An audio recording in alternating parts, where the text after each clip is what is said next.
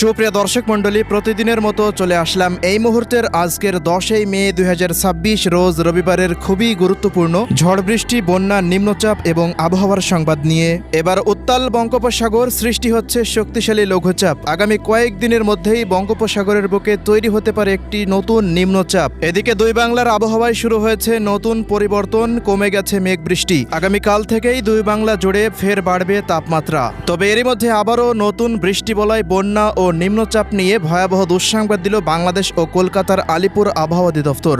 আগামী সপ্তাহে ফের উত্তর পূর্বাঞ্চলের দিকে শুরু হতে পারে টানা ভারী থেকে অতি ভারী বর্ষণ, কোথাও কোথাও হতে পারে ভয়াবহ বন্যা। তো প্রিয় দর্শক, আজ এবং আগামীকাল, আগামী এক সপ্তাহ ভারতের পশ্চিমবঙ্গ, আসাম, মেঘালয়, ত্রিপুরা ও মিজোরাম রাজ্য সহ বাংলাদেশের 8 বিভাগের 64 জেলার কোন কোন জেলাগুলিতে আবহাওয়া কেমন থাকতে পারে, কি জানা যাচ্ছে এই মুহূর্তে ইউরোপিয়ান আমেরিকান রাডারগুলো থেকে, জানিয়ে দেব। সম্পূর্ণ বিস্তারিত ভিডিওটি দেখতে থাকুন। কে কোন জেলা থেকে দেখছেন কমেন্ট করে জানিয়ে দিন। প্রতিনিয়ত আবহাওয়ার খবর পেতে আমাদের ইউটিউব চ্যানেলটিকে সাবস্ক্রাইব করে রাখুন।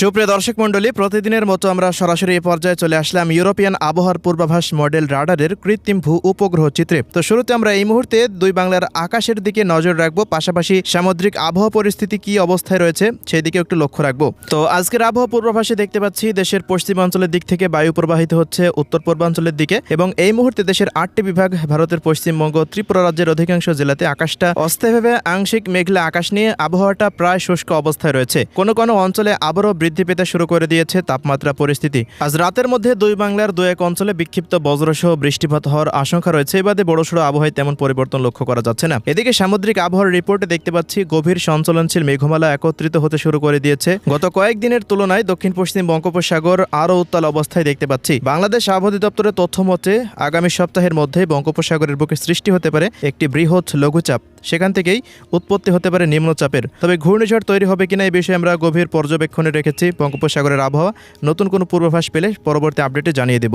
তো সুপ্রিয় দর্শক, এবার আমরা জানিয়ে দেব নতুন বৃষ্টি বলয়ের আপডেট। আগামী কিছুদিনের মধ্যেই আবারও দেশে প্রবেশ করতে পারে একটি শক্তিশালী নতুন বৃষ্টি বলয়। আগামী 10 দিনের মধ্যে সেই বৃষ্টি বলয়টি দুই বাংলায় সক্রিয় হতে পারে। সবচেয়ে বেশি ভারী বর্ষণের আভাস রয়েছে সিলেট, ময়মনসিংহ ও রংপুর বিভাগে। সিলেটে কোথাও কোথাও 550 মিলিমিটার পর্যন্ত অতি ভারী বর্ষণ হওয়ার সম্ভাবনা রয়েছে। এদিকে ময়মনসিংহ বিভাগের আবহাওয়ার রিপোর্টেও দেখতে পাচ্ছি মোটামুটি আগামী নতুন বৃষ্টি বলয়ের প্রভাবে কোথাও কোথাও 400 থেকে 450 মিলিমিটার পর্যন্ত বর্ষণ হতে পারে। এদিকে রংপুর বিভাগেও প্রায় 250 মিলিমিটার পর্যন্ত ভারী বৃষ্টিপাতের আভাস রয়েছে। রাজশাহীতে সর্বোচ্চ 80 মিলিমিটার, ঢাকা বিভাগের জেলাগুলিতে সর্বোচ্চ, দক্ষিণ পশ্চিমের জেলাগুলিতে মোটামুটি 30 মিলিমিটার এবং উত্তর পূর্বাঞ্চলের জেলাগুলিতে সর্বোচ্চ 150 মিলিমিটার পর্যন্ত বৃষ্টিপাত হতে পারে। বরিশাল, খুলনা, চট্টগ্রাম, ভারতের পশ্চিমবঙ্গে সর্বোচ্চ 40 থেকে 50 মিলিমিটার পর্যন্ত বৃষ্টিপাতের আভাস রয়েছে নতুন বৃষ্টি বলয়ের প্রভাবে, এমনই আপডেট পাওয়া যাচ্ছে।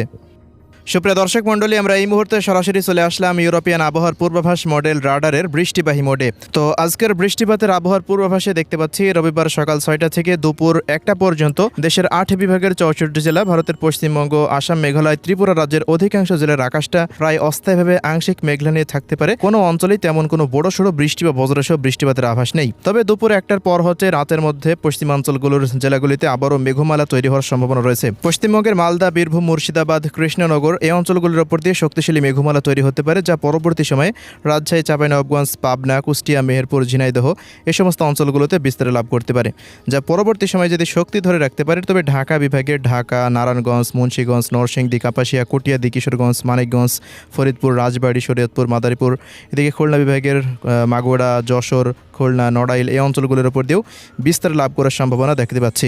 পাশাপাশি পশ্চিমবঙ্গের কলকাতা, উত্তর ও দক্ষিণ 24 পরগনা, পূর্ব ও পশ্চিম মেদিনীপুর, ঝাড়গ্রাম, পুরুলিয়া, বাঁকুড়া, হাওড়া, হুগলি, বর্ধমান অঞ্চলগুলোতেও ব্যাপক আকাশটা মেঘলা থেকে মেঘাচ্ছন্ন অবস্থায় থাকতে পারে।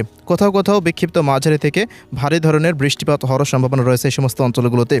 এছাড়া প্রিয় দর্শক, পরবর্তী সময়ে ভারী বজ্রবৃষ্টির মেঘমালাগুলো চট্টগ্রাম বিভাগের ব্রাহ্মণবাড়িয়া, কুমিল্লা, এদিকে মাদারীপুর, এছাড়াও রয়েছে শরীয়তপুর, মুন্সিগঞ্জ, নরসিংদী, কাপাসিয়া, কটিয়াদী, কিশোরগঞ্জ, এদিকে বরিশাল, পিরোজপুরের 2 এক স্থান এবং বাগেরহাট, মোংলা, সাতক্ষীরা 2 এক স্থানের উপর দিয়ে বিস্তার লাভ করে বিভিন্ন অঞ্চলে বিক্ষিপ্ত বজ্রসহ বৃষ্টিপাত হওয়ার সম্ভাবনা রয়েছে। আবারও রাতের মধ্যে কয়েক দফা ভারী বজ্র বৃষ্টির মেঘমালা তৈরি হতে পারে পশ্চিমাঞ্চলের দিকে। তো এই মুহূর্তে আবারও রাজশাহী এবং খুলনা বিভাগের 2 এক স্থানে বিক্ষিপ্ত বজ্রসহ বৃষ্টিপাত হতে পারে। এবারে ময়মনসিংহ, সিলেট ও রংপুর বিভাগে বিক্ষিপ্তভাবে বৃষ্টিপাত হতে পারে, তবে রাডার থেকে বড়সড় আবহাওয়ায় পরিবর্তন লক্ষ্য করা যাচ্ছে না। এদিকে রাত 3টার পর হচ্ছে ঠাকুরগাঁও, পঞ্চগড়, নীলফামারী, লালমনিরহাট, দেবীগঞ্জ, সেনবাগ এই অঞ্চলগুলোর উপর দিয়ে রংপুরের আশেপাশ দিয়ে বিক্ষিপ্ত বজ্রসহ বৃষ্টিপাতের আভাস রয়েছে। দক্ষিণাঞ্চলেরও চট্টগ্রাম, বান্দরবান, কক্সবাজার এই সমস্ত অঞ্চলগুলোর উপর দিয়েও বিক্ষিপ্ত বজ্রসহ বৃষ্টিপাত হতে পারে। সুপ্রিয় দর্শক, আমরা যেহেতু আবহাওয়া পূর্বাভাস মডেল থেকে পূর্বাভাস করে বৃষ্টিপাতের, তো এখানকার যে বৃষ্টিপাতের সম্ভাবনা সেটি কিন্তু মানে পরবর্তী 24 ঘন্টার ক্ষেত্রে 70% মতো অ্যাকুরেট হতে পারে, এর বেশি আশা করাও ঠিক হবে না। এছাড়া প্রিয় দর্শক, আগামী 14 বা 15 তারিখের পর হতে আবারও উত্তর পূর্বাঞ্চলের দিকে নতুন বৃষ্টি বলয় সক্রিয় হতে পারে, যার প্রভাবে রংপুর, ময়মনসিংহ ও সিলেট বিভাগের কোথাও কোথাও তো আমরা দেখলাম প্রায় 500 মিলিমিটার পর্যন্ত ভারী বর্ষণ হতে পারে। তো ইতিমধ্যে গত বৃষ্টি বলয়ের প্রভাবে কৃষকদের ব্যাপক ক্ষয়ক্ষতি হয়েছে, আবারও নতুন বৃষ্টি বলয় ধেয়ে আসছে। এর প্রভাবে আবারও ময়মনসিংহ বিভাগের নিচু অঞ্চলগুলো এবং রংপুর বিভাগ, পাশাপাশি সিলেট বিভাগের নিচু গ্রাম অঞ্চলগুলোতে সাময়িক বন্যা পরিস্থিতি সৃষ্টি হতে পারে। এজন্য আবারও কৃষি আবাদের ব্যাপক ক্ষয়ক্ষতির আশঙ্কা করা যাচ্ছে। গত বৃষ্টি বলয়ের প্রভাবে তো কৃষকরা ব্যাপক ক্ষতিগ্রস্ত হয়েছে, আবারও নতুন বৃষ্টি বলয়ের প্রভাবে আবারও ব্যাপক ক্ষয়ক্ষতির আশঙ্কা রয়েছে। তো চলমান বৃষ্টি বলয়টি আগামী 14 তারিখের পর হতে মোটামুটি 25 তারিখ পর্যন্ত সক্রিয় থাকতে পারে। তো এই ছিল আজকের আবহাওয়ার রিপোর্ট। ধন্যবাদ।